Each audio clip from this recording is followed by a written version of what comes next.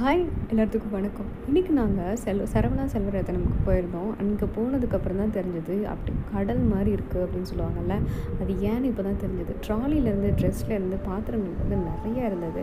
எதை பார்க்குறது எதை விடுறதுனே தெரியலன்னு பார்த்துக்கோங்களேன்.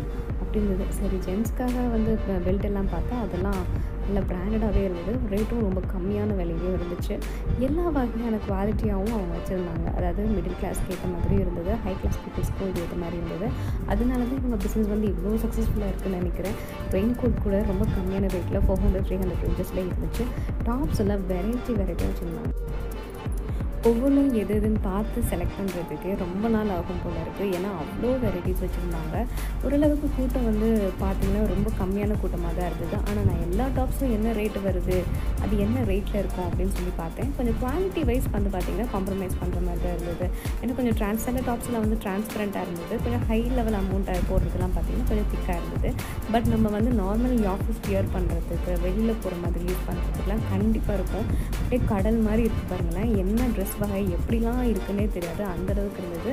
ஸ்லீவ்லெஸில் இருந்த குர்த்தி டாப்ஸு, அப்புறம் வந்துட்டு மினி ஸ்கர்ட்டு, லஹாங்கி, அப்புறம் ஜென்ஸ்க்கு எல்லாத்துக்குமே இருக்குது. குழந்தைங்கள்லேருந்து பெரியவங்க வரைக்கும் எல்லாத்துக்குமே இருந்தது.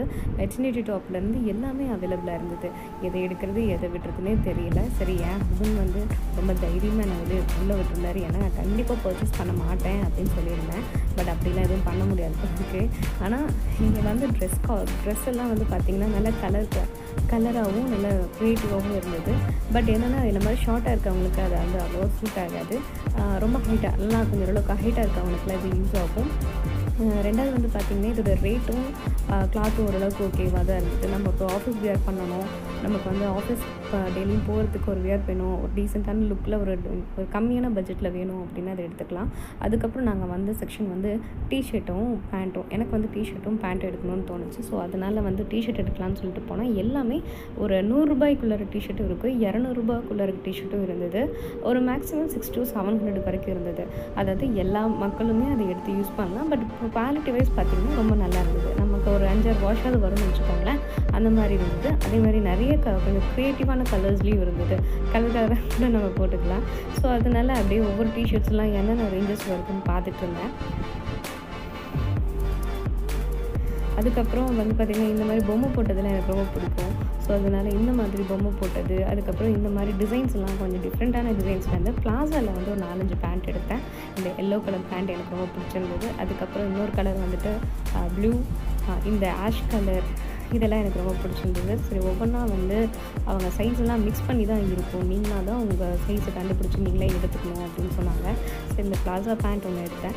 அது ஒரு 4-5 பிளாசா பேண்ட் எடுத்துகிட்டு அதுக்கேற்ற மாதிரி 4-5 டிஷர்ட்ஸும் எடுத்துக்கிட்டேன். எனக்கு வந்து கொஞ்சம் வாக்கிங் போகிறதுக்கோ இல்லை வெளியில் போகிறதுக்கோ போகும்போது ரெகுலராக ட்ரெஸ் வேணுங்கிறதுக்காக இந்த பிங்க் கலர், அந்த ஆஷ் கலர், பிளாக்கு, அதுக்கப்புறம் அந்த ப்ளூ, இந்த மாதிரி சில கலர்ஸ்லாம் எனக்கு எடுத்துக்கிட்டேன்.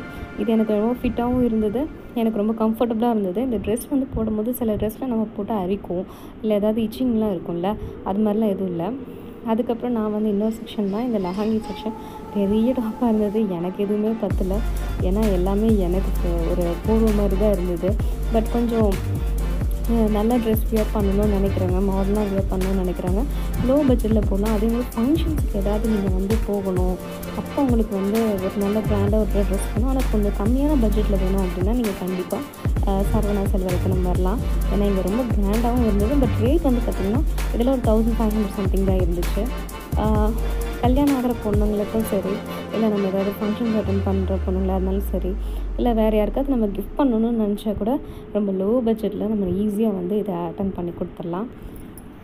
நான் இந்த ட்ரெஸ் எல்லாம் பார்த்துட்டு சும்மா ரேட் மட்டும் பார்த்தேன், எவ்வளோ வரும், இவ்வளோ காஸ்ட்லியாக தான் இருக்கும் போல் இருக்குதுன்னு நினச்சி பார்த்தேன். பட் பார்த்திங்கன்னா காஸ்ட்லியாலாம் இல்லை, ஓரளவுக்கு நமக்கு வந்து ரேட் வந்து ரீசனபிளாக தான் இருந்துச்சு.